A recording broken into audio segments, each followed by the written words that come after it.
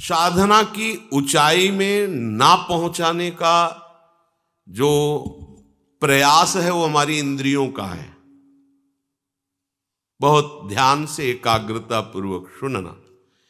जो हम प्रयासरत हैं पर हम साधना की ऊंचाई पर नहीं पहुंच पा रहे, इसमें सीधे अनुभवरा इंद्रियों की गुलामी। धैर्यपूर्वक सावधान होकर श्रवण करें। इंद्रियों की गुलामी, आप अपने को ज्ञानी माने, विद्वान माने, भगत माने, महात्मा माने, वीर माने, कुछ भी, ये गुलामी छूट जाए तो अभी तुम स्वरूप में स्थित हो जाओ। ये जो हमारी 5 ज्ञानेंद्रियां हैं, आंख, कान, नाक, जिह्वा और त्वचा, नेत्रेंद्री, श्रवणेंद्री, घ्राणेंद्री, रसेंद्री और त्वगेंद्री, ये 5 विषयों में, पूरी सृष्टि को इन 5 विषयों में रख दिया गया है। रूप, शब्द, गंध, रस, स्पर्श, ये 5 ज्ञान इंद्रियों के विषय हैं। आंख रूप, कान शब्द, नाक गंध, जिह्वा रस और त्वचा स्पर्श, इसी में सारे सुखों को, सारे विषयों को रख दिया गया है। जगत में ये केवल 5 ही प्रपंच का विस्तार किए हुए हैं। कोई इन 5 में फंसा है, कोई एक एक में फंसा है। उपासक को स्वतंत्रता तभी मिलेगी जब पहले शास्त्र और गुरु की परतंत्रता स्वीकार करे। शास्त्र और गुरु का भय, शास्त्र और गुरु का शासन स्वीकार करे तो इंद्रियों के विषयों से हटने का उसको सौभाग्य मिल जाएगा। अगर वो शास्त्र और गुरु से स्वतंत्र है तो इन प्रपंच में वो परतंत्र रहेगा। सिद्धांत है ये। आजकल सबकी यही मांग है कि मैं किसी के अधीन नहीं, मेरा जीवन स्वतंत्र, मैं जो चाहूं वो कर सकता हूं। स्वतंत्र का हो, इंद्रियों के गुलाम हो, मन के गुलाम हो, विषयों के गुलाम हो। तुम विषयों को नहीं भोग रहे, विषय तुम्हें भोग रहे। विषय तुम्हारे अधीन नहीं, तुम विषयों के अधीन हो, विवेकहीन हो, इसलिए तुम समझ नहीं पा रहे हो। इंद्रियों की, विषयों की, मन की गुलामी को तुम स्वतंत्रता समझते हो। आजकल यही स्वतंत्रता मानी जाती कि जो मैं चाहूं भोगूं, जो मैं चाहूं देखूं, जो मैं चाहूं करूं, तुम मुझ पर अंकुश नहीं लगा सकते हो क्योंकि मेरा जीवन स्वतंत्र है।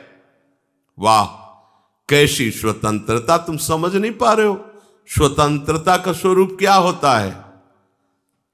सब तुम्हारे अधीन हो, तुम किसी के अधीन नहीं। ये तो कोई महात्मा होता है, ये तो कोई पहुंचा हुआ सिद्ध होता है, और तुम अपने को स्वतंत्र समझ रहे हो। इंद्रियों के विषयों की गुलामी करते हो, मन की गुलामी करते हो, शरीर की गुलामी करते हो और अपने को स्वतंत्र समझते हो। कहते हो हम स्वतंत्र हैं, जो चाहेंगे करेंगे। अरे जो चाहेंगे करेंगे तुम नहीं, ये इंद्रियां जो चाहेंगी तुमसे करवा लेंगी। मन जो चाहता है वो तुमसे करवा लेता है। तुम गुलाम हो कि स्वतंत्र? देखो ना, जो सद्गुरु और शास्त्र की अधीनता स्वीकार करता है वो स्वतंत्रता की तरफ बढ़ता है। जो मन और इंद्रियों की स्वीकार करता है वृत्ति, वो गुलामी है। चाहे जितना बड़ा वीर हो, बाहर विजय प्राप्त करने के लिए दौड़ता रहता है, पर इंद्रियों पर विजय, मन पर विजय तो कोई गुरु कृपा पात्र ही कर पाता है। मनुष्य शास्त्र की बात, संत की बात, महात्मा की बात, ग्रंथ की बात, आचार्य की बात को कहता मैं क्यों मानूं, मैं तो स्वतंत्र हूं। वाह, क्या स्वतंत्रता है! वो कह रहा है मैं स्वतंत्र हूं, घोषणा करता है मैं जो चाहूं कर सकता हूं। जरा धैर्यपूर्वक सोचो, तुम गुलाम हो कि स्वतंत्र हो? गुलाम हो, तुम स्वतंत्र नहीं हो। जब ये इंद्रियां तुम्हारे अधीन होंगी, मन तुम्हारे अधीन होगा, तुम विश्व के किसी भी विषय से प्रभावित नहीं होगे, तब तुम स्वतंत्रता की तरफ बढ़ रहे हो। पराजित होकर घुटने टेक देने वाले को गुलाम कहते, स्वतंत्र नहीं कहते। तुम ये विषय, इंद्री, मन, इनके गुलाम हो और भगवदानंद की अनुभूति करना चाहते हो, पहले इनकी गुलामी से हटो। भगवान शंकराचार्य जी से प्रश्न किया गया कि जगत को किसने जीता? जीतम जगत के न।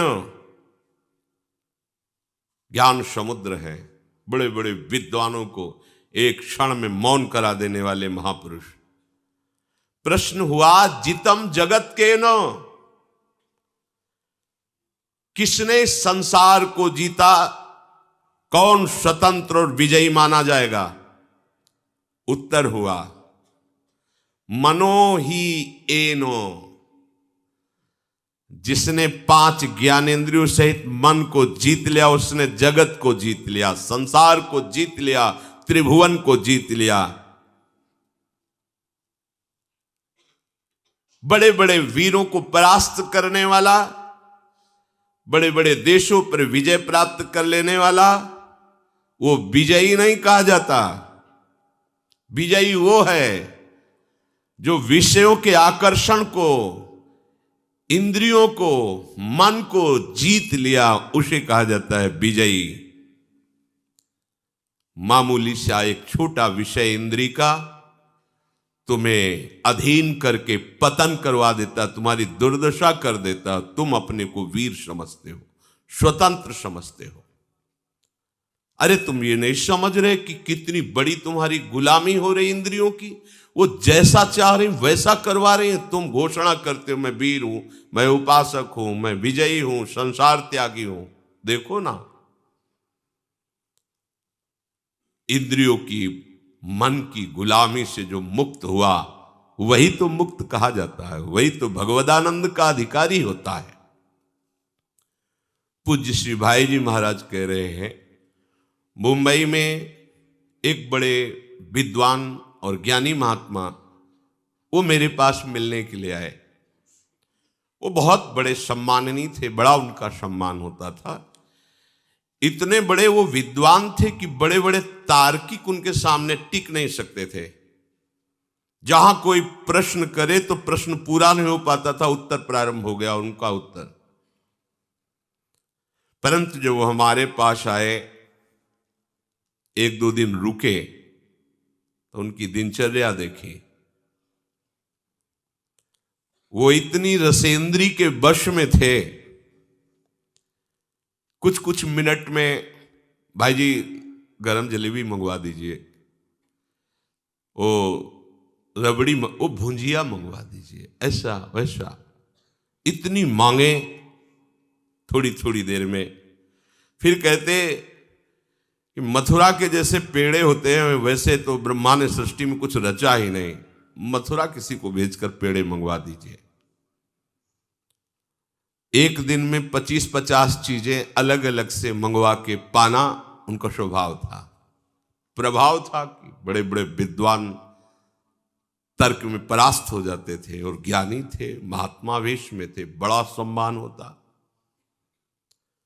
हमारे एक मित्र थे नानू राम जी, उन्होंने उनको निमंत्रण दिया